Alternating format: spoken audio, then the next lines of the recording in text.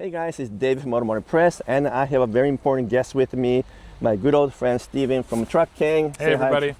Yeah, all right, so we're here to talk about very important models from Toyota, the two RAV4s, all new for 2026, radically transformed and changed, and they are going to be the most amazing vehicle in the market because they're one of the most popular cars in the world, not just in North America, but globally they're very important. And Stephen, I'm going to drive both of them. In this case, the Woodland version, which is the off-road version or kind of like off-road version, and then the Limited, which is a little bit more luxurious version, and we're going to compare these two. Now for this particular video, because I've done a number of videos on the RAV4, we're going to focus on driving feel. Is that okay, Stephen? That sounds good to me, yeah. So does this actually feel a little bit more like, you know, 4Runner or some other off-road vehicle from Toyota? So we're going to talk about that and then jump into Limited, see if we notice much difference. Sure. The powertrain is the same for these two right now as it stands.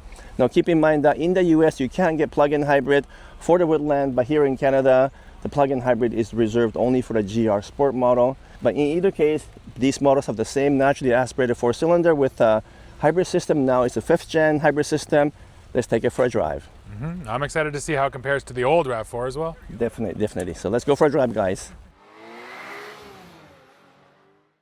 All right, guys, so we're now in the Woodland version of the RAV4. Stephen and I'm driving together for the first time, and there's some differences among all the RAV4s, but I really want to focus on just the difference between the Woodland and the normal trim, which is a Limited that we have right now. Sure. So yeah, first of all, Stephen, you just drove this car. What did you think?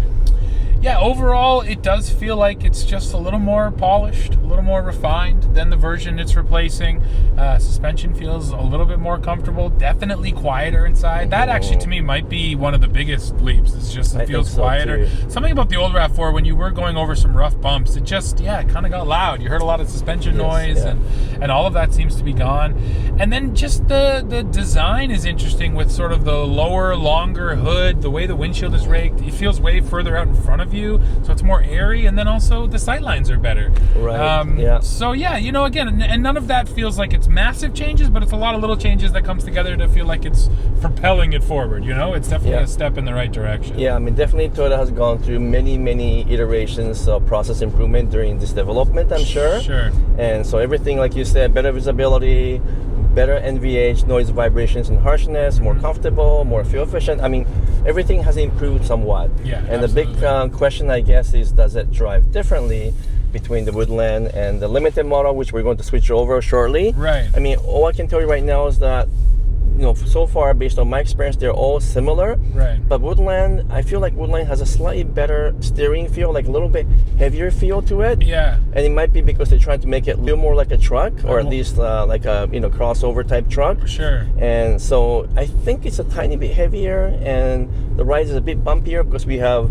kind of semi off-road tires. Well, yeah, and I was wondering if maybe that's not the steering too, is just the fact that the tires are different, and likely a heavier tire too. It might be too. So we're kind of just driving into this kind of dirt area where we got the other RAV4. Yeah. Now I've already done a number of videos on RAV4, so go and watch those first. This is something I wanted to do with Stephen because we both can share some ideas about what we notice about the RAV4. And that's it. It'll be more interesting now to get in the Limited and then feel those differences. So but I am happy, sorry, David, that they still make the Woodlands model, right? This is kind of all the rage right now in crossovers, sort of the adventure model. And let's be honest, right? It's not an off-roader. This is what I would call a rough roader, right? Good for a cottagey kind of dirt road. And so I'm happy that they're still offering these packages, and people seem to really love them. So, you know, good on Toyota for keeping it here. Plus, it looks pretty cool. I do like the way it looks. But I wish they call it TRD. Yeah, TRD off-road, TRD, whatever. TRD Sport maybe would have been the appropriate name, I think. Right, fair. But let's hop into the Limited now. Same engine, same powertrain, not plug-in hybrid, but slightly different trim. So let's see if we notice any difference. Sounds good. All right, guys, so we switched over. We're now in the RAV4 Limited. They both have the same powertrain, both naturally aspirated 4 with hybrid system. But it's a 5th gen system, not the plug-in hybrid right now. But I wanted to do this comparison with Stephen so we can talk about the difference between the two. And based on our experience so far, there's not a huge difference between the Woodland. So that one's supposed to be kind of like off-road or soft-roading, you said. Right. This one is Limited, so the more luxurious version. Right. but it's not a whole lot of difference. No, honestly. well, I'll tell you the few things I noticed right away. Yeah. Is in the interior, I actually like the Woodlands more. Again, it had that kind of green tinge to it, had a bit more design. This is trying to go for more of that executive kind of upscale look, which is okay, but to me, this is a little more boring. It is a bit more and maybe boring, it's supposed to be like that. The person who wants the Woodlands maybe wants something a little more exciting, but I definitely thought that interior looked a little bit nicer. But both of us like trucks, so we want to prefer the Woodland for sure. Yeah, you're probably right. Yeah, and that one has a little bit heavier steering because of the tires, perhaps. Yeah, I think right, so. Different tire.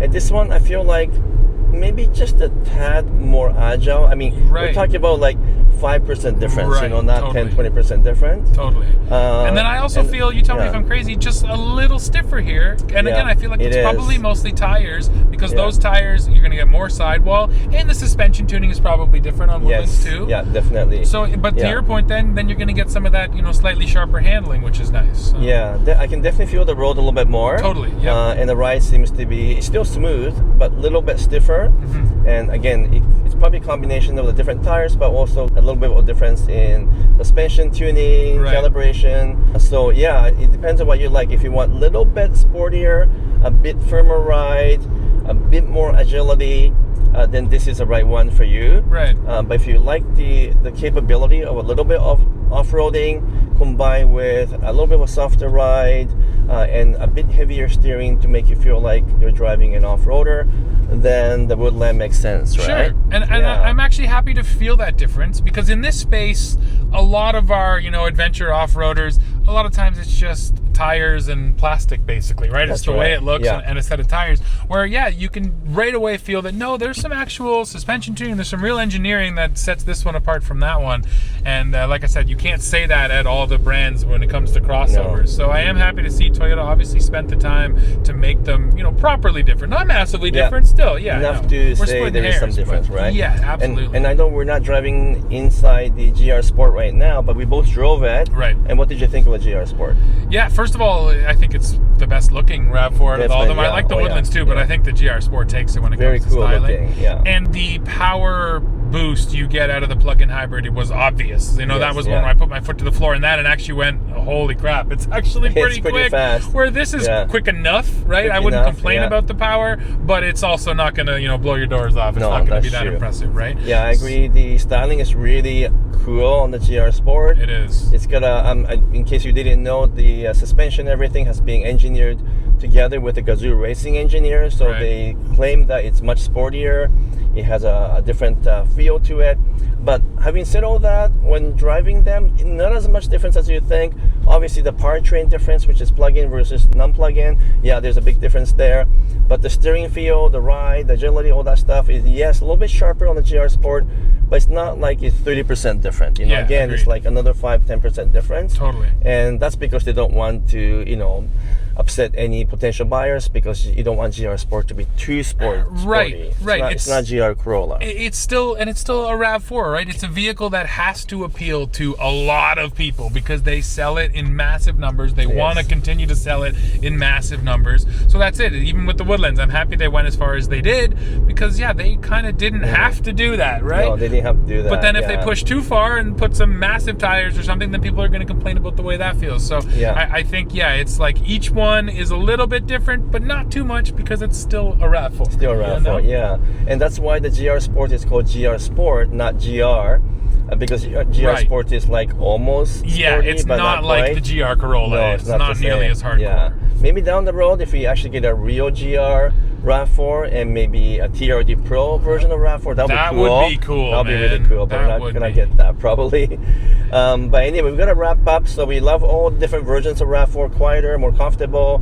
Just everything is a little bit better, actually more than a little bit better. It's quite a bit better in some cases, and different trims give you a different feel, so you're going to choose which one you like. Let us know in the comments which version of RAV4 you like. Sure. For you, which one do you like best? Yeah, I would still go Woodlands, of course. I think so too. That's the answer. Yeah, I like the Woodland, but of course your Sport is really nice too. Anyhow, give us. Does depend what it costs, though, David. Let me throw that in there. Always, yeah. we don't know what the pricing is yet, and who knows if it's astronomical, then I won't like it. Very price dependent. All right. So anyway, don't forget to subscribe to Stephen's channel, which is Truck King, and come back and subscribe to my channel as well. Keep us in the loop, because we want to make sure that we give you lots of information about RAV4 and many other vehicles as well. Of course. And stay in touch with us. Don't forget to subscribe and give us thumbs up. And I'll see you guys in the next video. Bye bye. Thanks, everybody.